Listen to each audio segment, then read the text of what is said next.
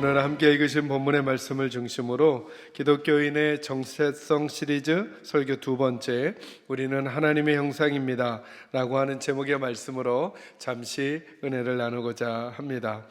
저는 우리가 혼란한 시간을 살아갈 때 어떻게 그 시간을 건강하게 지낼 수 있을까를 생각해 보면서 우리가 누구인지를 바르게 깨닫고 있는 것이 중요하다는 생각을 하게 되었습니다.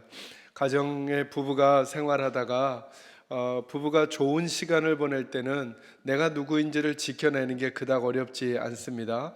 부부관계가 좋으면 남편이 남편의 자리를, 아내가 아내의 자리를 지키는 게 어렵지 않겠죠. 그런데 부부관계가 좋지 않은 시간이 되면 남편이 남편의 자리를, 아내가 아내의 자리를 지키는 것이 쉽지만은 않을 것입니다.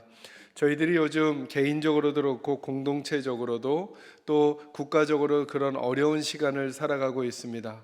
바람이 불고 파도가 치고 날이 어둑하고 비바람이 내리는 것 같은 시간들을 보낼 때 저는 우리 교회가 이런 생각을 해보았으면 좋겠다는 것입니다. 우리는 누구였는가? 우리가 누구였는지를 다시금 확인하고 기억해야만 그 시간들을 보낼 수 있는 힘을 얻을 수 있지 않을까라고 하는 것입니다. 교회에 대해서 좋은 말들을 해주는 시간들이 있다면 저희들은 많이 고민하지 않아도 좋은 모습의 생활을 하는 것이 어렵지 않을 것입니다. 그런데 우리에게 여러 가지 공격이 오거나 핀잔이 오거나 해초리가 오는 시간을 살아갈 때는 우리가 우리의 모습을 잊어버리기가 매우 쉽다라고 하는 것입니다. 제가 믿음 생활을 하면서 우리 성도들과 함께 고민하고 싶은 것이 이것입니다.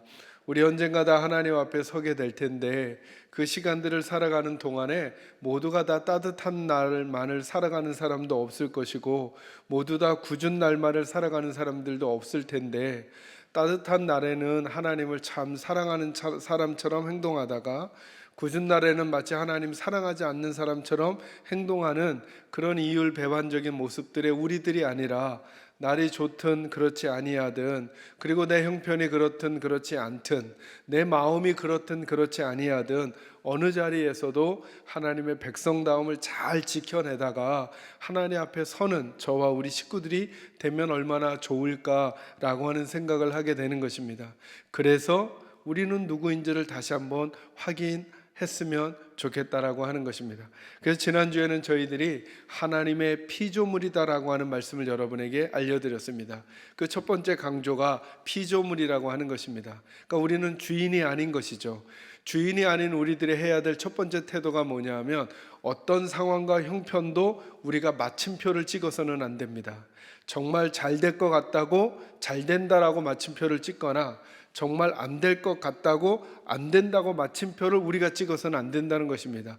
우리는 창조주가 아니라 피조물이기 때문에 그렇습니다. 그래서 피조물은 항상 겸손하고 그리고 자기 한계를 인정하는 태도를 가져야 합니다. 맞아요. 저희들이 인생을 살아왔기 때문에 나름의 결정을 할 수 있는 경험이 우리들에게 쌓였고 나름의 지식들을 우리 나름대로 가지게 되었어요. 그래서 우리들에게 벌어져 있는 이런 일들을 보면 이 일은 이렇게 될 거야 라고 우리가 함부로 마침표를 찍고 싶은 충동이 우리에게 있을 수는 있어요. 그때 우리는 다시 우리 정체성을 기억하자는 거죠. 우리는 창조주가 아니라 우리는 피조물이에요. 우리가 보기에 이렇게 될 것 같잖아요. 그러나 우리는 내일 일을 몰라요. 우리는 있다가도 없어질 안개와도 같다 말씀하셨잖아요. 그러니 함부로 마침표 찍지 말자는 거예요. 어느 개인의 인생에 대해서, 어느 가정의 삶에 대해서, 우리 자녀들의 인생에 대해서, 우리 공동체의 운명에 대해서, 우리 앞일에 대해서 우리가 함부로 긍정적인 마침표도 함부로 찍지 말고 그리고 부정적인 마침표도 함부로 찍지 말자는 거. 이거는 역으로 하는 거예요. 역으로. 나는 자꾸 긍정적인 마침표가 찍혀지려고 한다라고 하면 부정적인 부분에 대해서 꼭 염두에 두고 계셔야 돼요. 이게 다 잘 되는 게 아닐지도 몰라. 우리 자녀가 지금 높아지는 게 다 좋은 일이 아닐지도 몰라. 남보다 너무 앞서가는 게 좋은 일이 아닐지도 몰라. 우리 사업이 술술술 풀리고 재정이 막 들어오는 게 아직 다 좋은 게 아닐지도 몰라 라고 하는 마음을 한편으로 가져야 되고요. 조금 안 되고 있잖아요. 안 되고 있을 때 부정적인 마침표를 우리가 함부로 찍어서는 안 된다는 거. 왜요? 우리는 창조주가 아니라 피조물이니까. 그러니까 이 나빠지는 게 끝이 아닐지도 몰라 라고 하는 긍정의 가능성을 우리에게 항상 둬야 하는 거죠. 그러니까 우리는 항상 결론을 막 내리기가 어려운 거예요. 왜요? 우리가 피조물이니까. 대신 누구를 더 깊이 생각하게 될까요? 하나님의 손길과 하나님의 은혜를 더 깊이 생각하는 생활을 저와 여러분이 해야 한다는 거죠. 이번 코로나 상황도 마찬가지예요.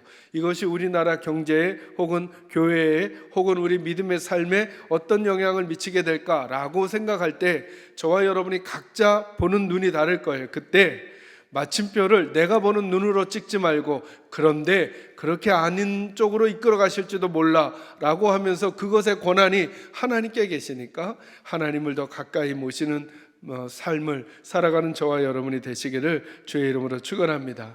지난주에 또 한 가지 강조했던 게 뭐냐면, 우리는 피조물은 피조물인데 누구의 피조물이라고요? 하나님의 피조물이라고요. 잊지 마셔야 돼요. 하나님의 피조물이에요. 우리는 다른 것의 피조물이 아니에요. 그러니까 하나님 외에 다른 어떤 것도 우리에게 하나님 자리를 대신할 수 없어요. 희한하게 생긴 돌도, 희한하게 생긴 나무도, 달도, 해도 모두 다 하나님의 피조물이라 우리의 경배의 대상이 될 수 없으며, 우리는 오직 하나님만을 섬기는 사람들로 자리매김해야 되는 거죠. 그러니 우리들의 인생의 방향도 마찬가지고 역사의 흐름도 마찬가지예요. 강대국들이 이 나라들을 이끌어가는 것 같지만 그래도 우리는 고백해야 돼요. 이 세상을 움직여 가시는 분은 오직 누구밖에 안 계셔요? 하나님 밖에 안 계신다는 사실을 인정하고 그 마음으로 우리 마음을 지켜야 돼요. 세상은 어찌 흘러갈지 몰라요. 다른 나라 이야기니까. 미국의 대선을 치루었잖아요. 어떻게 결과가 날지 그 이전에 수많은 예측들이 있었지만 일정 부분 그 모든 예측들이 다 빗나갈 거예요. 그죠? 그리고 또 예측이 맞았다 해서 그 다음이 또 그렇게 맞을지는 장담할 수가 없어요. 수많은 예측들이 있는 이유가 뭘까요? 아무도 정확한 그 다음을 모른다는 거예요. 다 모른다는 거예요. 이 대통령이 될 때, 이쪽 대통령이 될 때 우리나라에 누가 더 유익할까를 평가하는 평론가들의, 정치 평론가들의 평가도 전부 다 달라요. 이 대통령이 돼야 이 부분이 우리에게 유익하고 이 부분이 우리에게 좀 불리할 거다. 이분이 돼야 이 부분이 유익하고 저 부분이 불리할 거다라고 하지만 그 또한 몰라요. 그래서 여러분, 예수 믿는 사람들은 항상 어떤 태도에도 우리는 세상의 피조물이 아니라 하나님의 피조물이라는 사실을 인정하고 그 하나님만을 섬기는 삶의 태도를 유지해내시기를 주의 이름으로 축원합니다.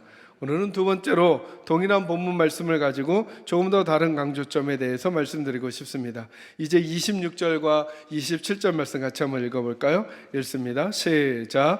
하나님이 이르시되 우리 형상을 따라 우리의 모양대로 우리가 사람을 만들고 그들로 바다의 물고기와 하늘의 새와 가축과 온 땅과 땅에 기는 모든 것을 다스리게 하자 하시고, 하나님이 자기 형상 곧 하나님의 사람을 창조하시되 남자와 여자를 창조하시고. 아멘. 26절과 27절을 지난주에는 우리 이렇게 요약했어요. 하나님이 사람을 뭐 하셨다고요? 창조하셨다고요. 그래서 하나님은 창조주시고 우리는 피조물이다라고 하는 걸 집중했어요. 오늘은 조금 다르게 요약해 드리면, 그렇게 하나님께서 사람을 창조하셨는데 거기 유독 특별하게 같이 언급하는 표현이 하나 나와요. 그죠? 그게 뭐냐면 누구의 형상대로 창조하셨다고요? 하나님의 형상대로. 26절 잘 보세요. 하나님이 이르시되 우리는 누굴까요? 하나님은 한 분이신데 어떻게 우리가 되죠? 이 얘기 길어지니까 간단히 설명하면 삼위 하나님을 말하는 거예요. 삼위 하나님의 형상을 따라 우리의 모양대로, 삼위 하나님의 모양대로 우리가 삼위 하나님이 사람을 만들고 그들로 바다의 물고기 다스리게 하자 하시면서 사람을 창조하시되 누구의 형상을 따라서요? 하나님의 형상을 따라서. 27절도 보세요. 하나님이 곧 자기 형상 곧 하나님의 무엇대로요? 하나님의 형상대로 우리를 지으셨다는 거예요. 오늘 설교 제목은 이것입니다. 따라하시죠. 우리는 하나님의 형상입니다. 다시 한번요. 우리는 하나님의 형상입니다. 이것이 매우 중요해요. 우리는 누구인가? 하나님의 형상대로 지음을 받은 존재라는 거예요. 그래서 신학자들이 26절에 보면 우리의 형상을 따라 우리의 모양대로, 이 하나님의 형상이라는 게, 하나님의 모양이라는 게 무엇일까? 하나님이 겉모양이 우리처럼 생긴 걸까? 아니다. 그래서 이 논란이 굉장히 많아요. 이 의미에 대해서. 그 여러 가지 의견들을 압축해서 제가 여러분들에게 이렇게 쉽게 전달해 드리려고요. 우리가 하나님의 형상을 담고 있다는 게 무슨 뜻일까? 아주 쉽게 이해하려면 이렇게 이해하시면 돼요. 우리가 하나님의 흔적을 가진 존재라는 거예요. 누가요? 우리는 하나님의 흔적을 가진 존재라는 거예요. 우리는.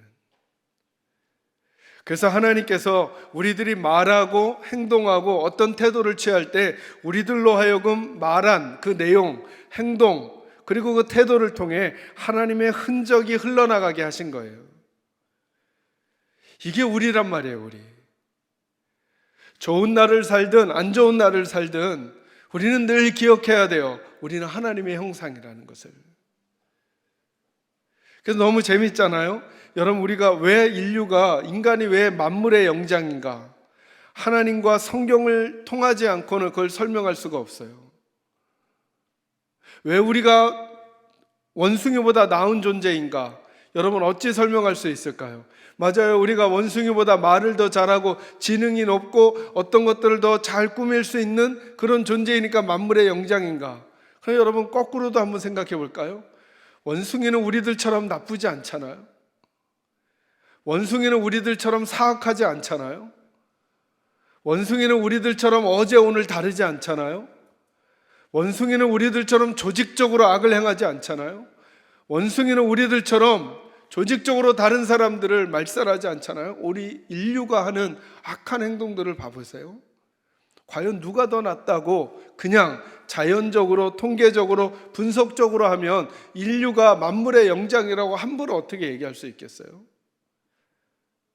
그건 우리들끼리 모여서 우리가 말을 잘하니까, 우리가 생각을 잘하니까 인류가 만물의 영장이라 하고 나머지는 다 그렇지 않다고 하자라고 아무리 정해도 그 근거가 될 수는 없는 거죠. 근데 성경이 이렇게 말해요. 동물과 사람의 차이를, 사람은 하나님의 형상이라는 거예요. 그러고 나니까 너무 재밌죠? 성경은 자꾸 사람을 누구랑 연관해서 설명하려고 하느냐면 하나님과 관계해서 설명하려고 그래요. 그죠?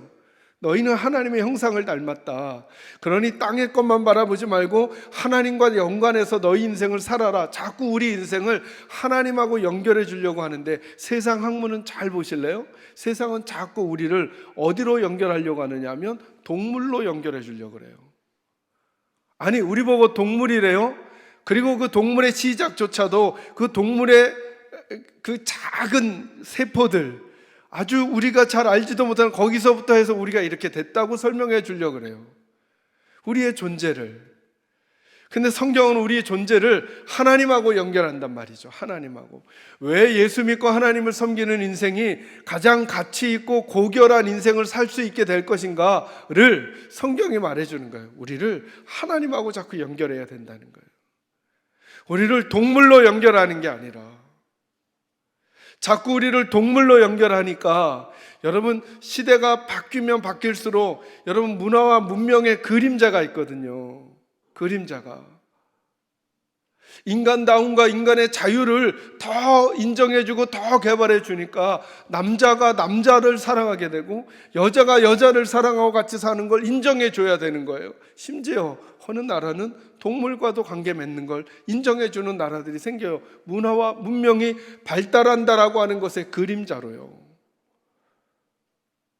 하나님과 연결된 인생이 아니라 사람이 자꾸 동물과 연결된 인생이 되니까 동물과 다를 바 없는, 저는 지금 동물을 폄하하는 건 아니에요. 그러나 하나님의 의도를 잘 보시라는 거예요. 하나님은 자꾸 우리를 그냥 너희는 피조물인데 너희는 나와 관계가 있다라고 자꾸 설명을 해주시잖아요. 제가 우리 식구들에게 여쭙는 거예요. 여러분들은 요즘 살아가면서 여러분의 인생을 하나님과 연관해서 자꾸 설명하고 있는가를 한번 여쭤보시라는 거예요. 그렇게 하나님의 흔적을 담은 사람으로 그렇게 말하고 그렇게 행동하고 있는가 점검하시면서 저는 바라기는 우리 사랑하는 계산자의 식구들은 항상 잊지 않으시길 바랍니다. 나는 하나님의 흔적을 지닌 사람이다. 한번 이렇게 표현해 볼까요? 따라합니다. 나는 하나님의 흔적을 지닌 사람이다. 여러분은 하나님으로 설명되어야 하는 존재라는 거예요, 우리들은. 그래서 우리의 말이, 우리의 행동이, 우리의 태도와 우리의 자세가 하나님의 흔적을 남기는 일이 되어야 한다는 것입니다. 그런 은혜가 있기를 주의 이름으로 축원합니다. 두 번째로 26절과 28절 두 절을 제가 한번 읽어드릴게요. 한번 보시죠. 26절을 제가 한번 읽습니다.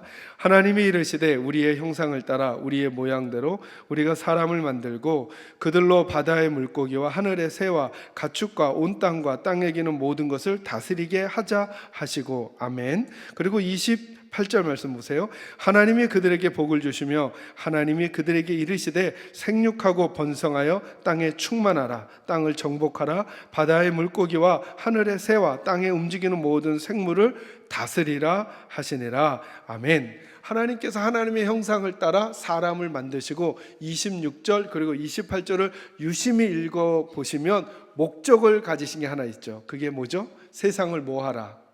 다스리게 하자라고 하는 게 있어요.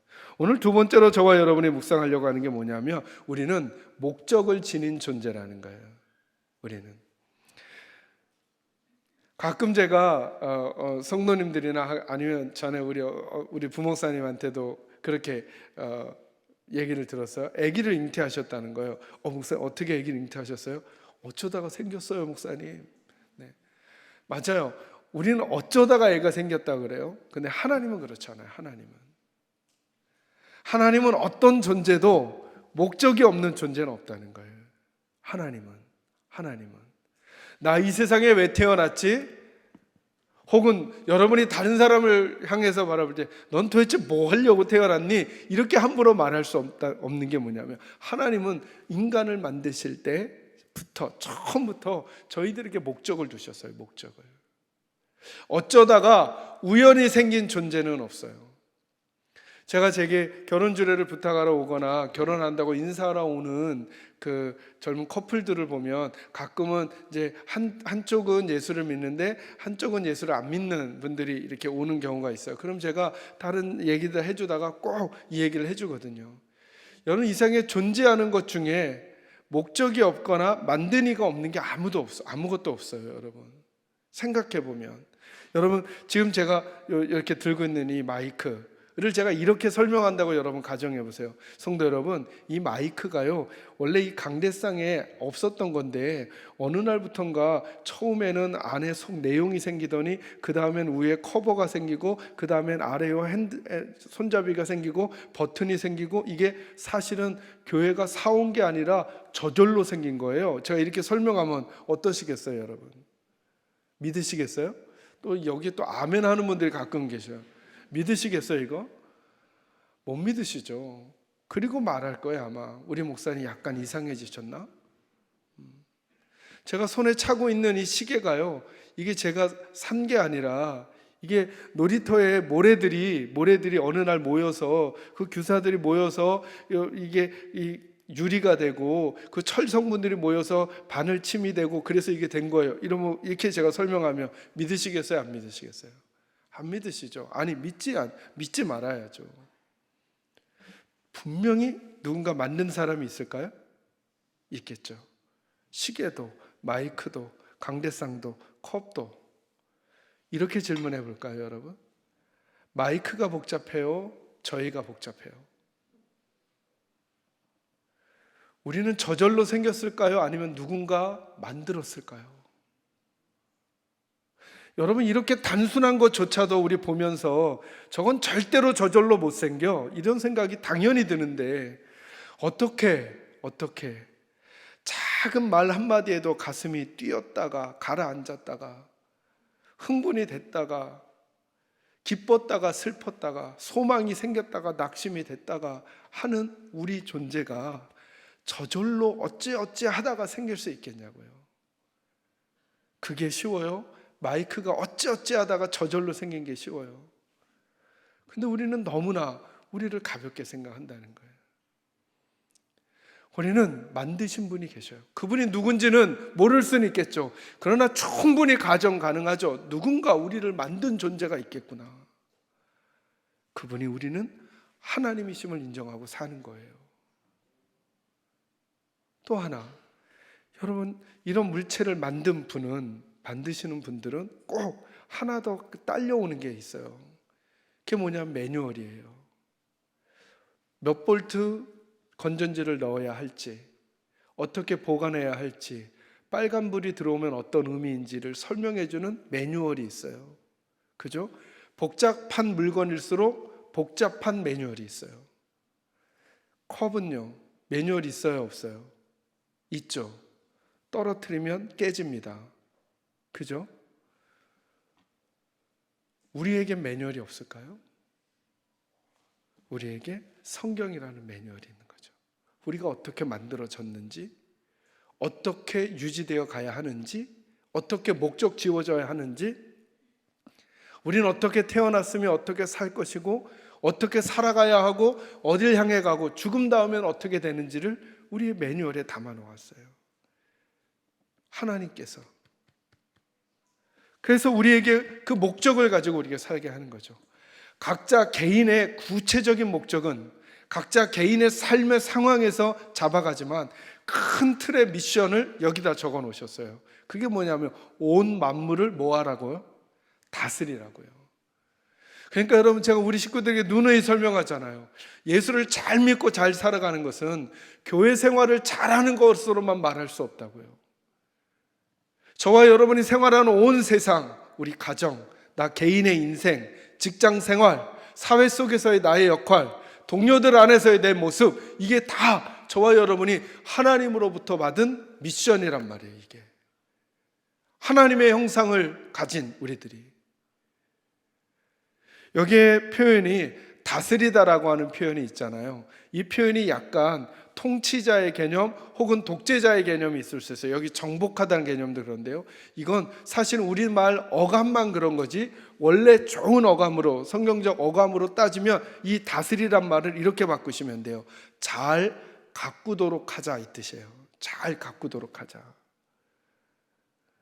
하나님께서 하나님의 형상대로 사람을 지으시고 이 땅에 존재하는 것들을 잘 가꾸어 가도록 하셨다는 거예요. 동물 세계를, 식물 세계를, 그리고 우리의 환경을, 구체적으로 우리가 따지면 내 인생을 잘 가꾸어 가는 거, 우리 가정을 잘 가꾸어 가는 거, 직장을 잘 가꾸어 가는 거, 교회 공동체를 잘 가꾸어 가도록 하는 미션을 우리에게 주셨다는 거예요.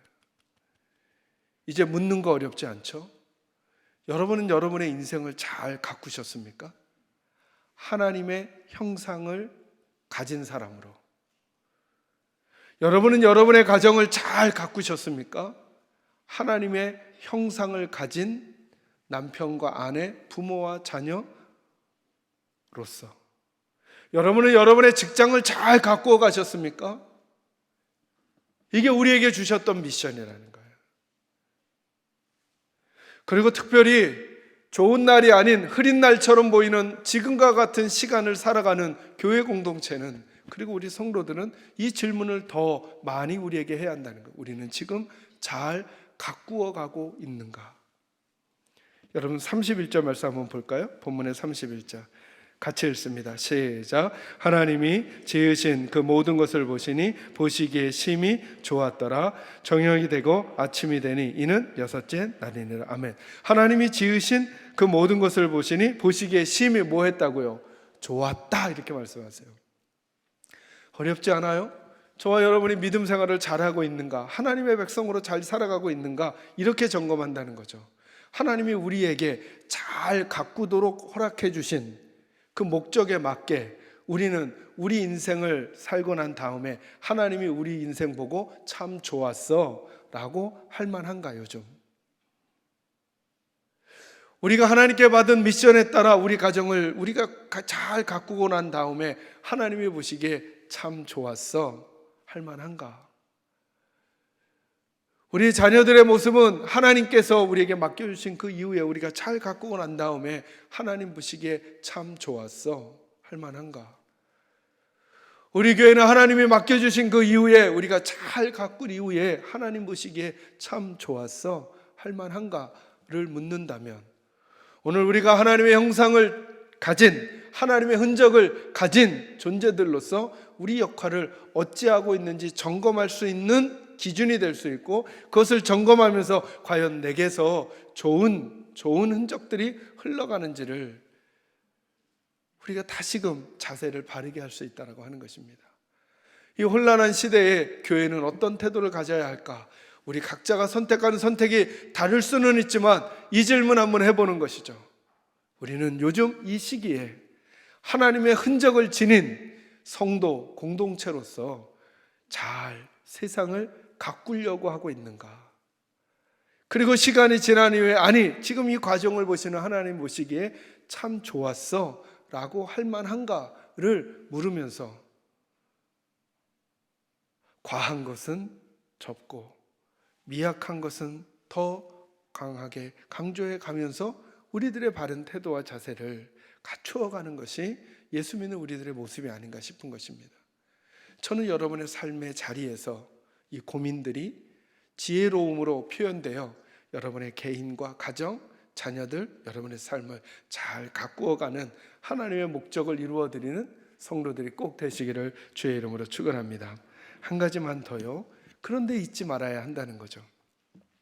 하나님께서 하나님의 형상을 따라 우리를 지으셨어요. 그리고 우리에게 목적을, 권한을 위임해 주셨어요. 이 말은 우리가 주인이 아니라는 사실을 끝까지 잊지 말아야 한다는 거예요.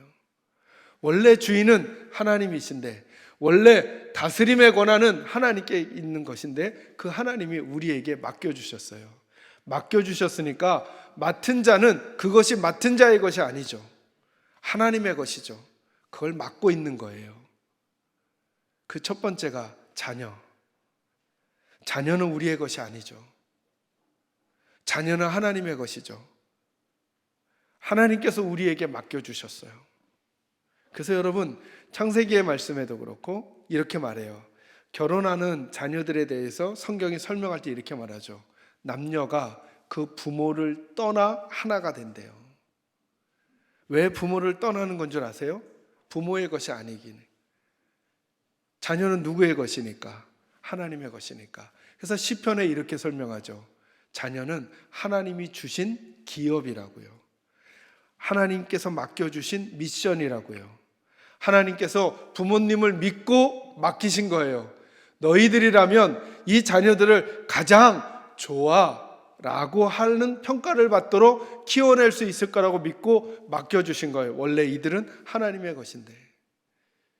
교회도 마찬가지죠. 여러분은 누구의 양이에요? 담임 목사의 양이에요? 아니죠. 여러분은 하나님의 양이고, 저는 대리자로 권한을 위임받은 청지기에 불과한 거죠. 제가 우리 부목사님들과 늘 씨름하는 게 그거예요. 여러분, 목회자는 사꾼인가 이런 말 들으면 기분 자체가 안 좋거든요. 우리는 사꾼인가? 제가 우리 부목사님들에게 그렇게 말해요. 우리는 하나님께 성도들, 하나님의 양을 맡도록 책임을 맡은 청지기에 불과하다. 절대 우리가 성도들의 목자가 될 수 없다. 목자는 하나님밖에 안 계셔요. 여러분의 목자는 하나님이신 거고, 저희들은 여러분들을 하나님과 잘 연결하도록 도와드리는 일이 우리들의 목적이에요. 부모의 역할은 뭐냐 하면, 자녀들이 그들의 인생을 하나님과 연관해서 잘 살도록 우리들에게 재정이 있을 때 재정으로, 우리들의 지혜가 있을 때 지혜로, 우리들에게 힘이 있을 때 그 힘으로 그 아이들을 지혜롭게 잘 도와주는 데까지가 우리 역할이죠. 그들의 인생을 우리가 대신 사는 수가 없어요. 재능, 건강, 재물, 이거 다 하나님이 우리에게 맡겨주신 거예요.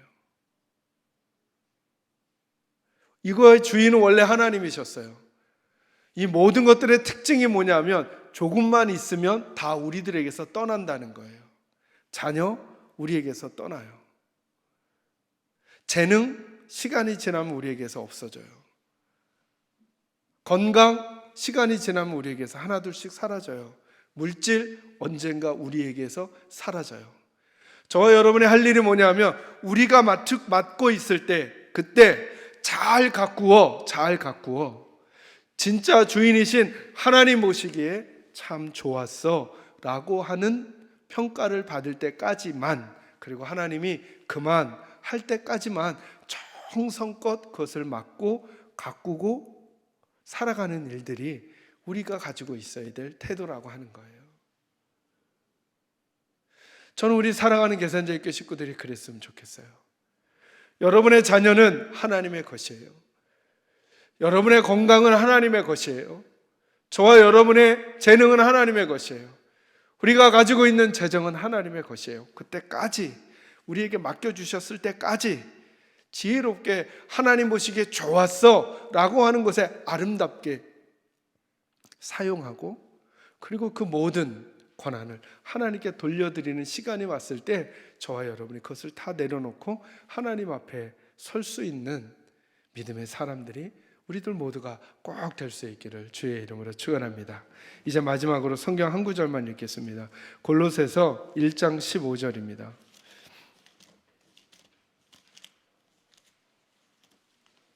신약성경 거반 뒤쪽인데요, 신약성경 325쪽 그 어간입니다.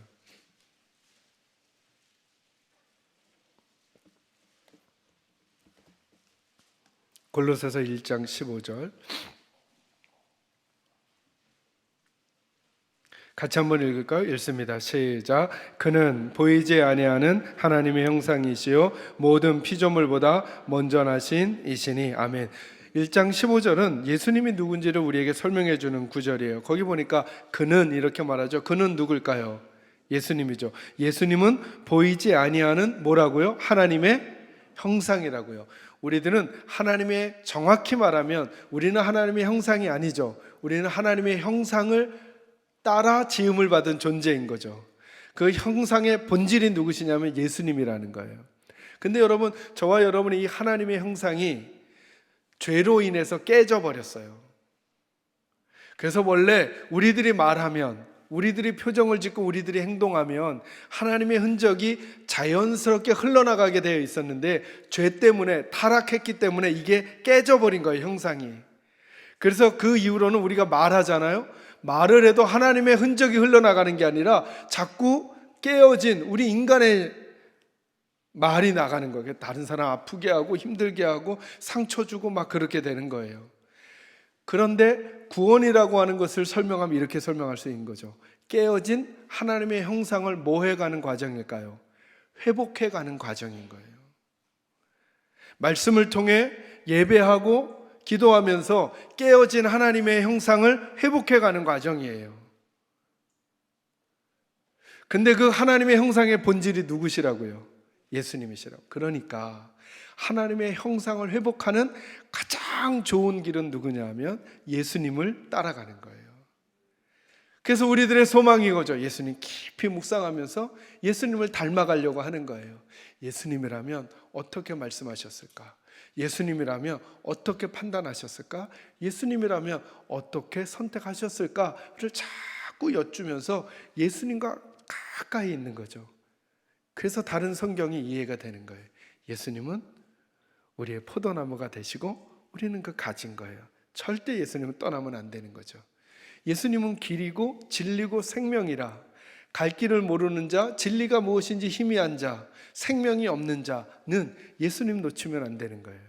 예수님 외에 아버지께로 올 자가 없다 말씀하셨어요. 천하 인간의 구원을 얻을 만한 이름을 예수님 외에 주신 일이 없대요. 하나님의 형상을 바르게 회복하고 살아갈 수 있는 오직 유일한 방법, 우리 삶에 예수 놓치지 않고 살아가는 거죠. 저는 바라기는 우리 계산자교회 식구들이 늘 예수님과 동행하며 그분과 함께 살아가는 믿음의 삶이 되시기를 주의 이름으로 축원합니다. 기도하겠습니다.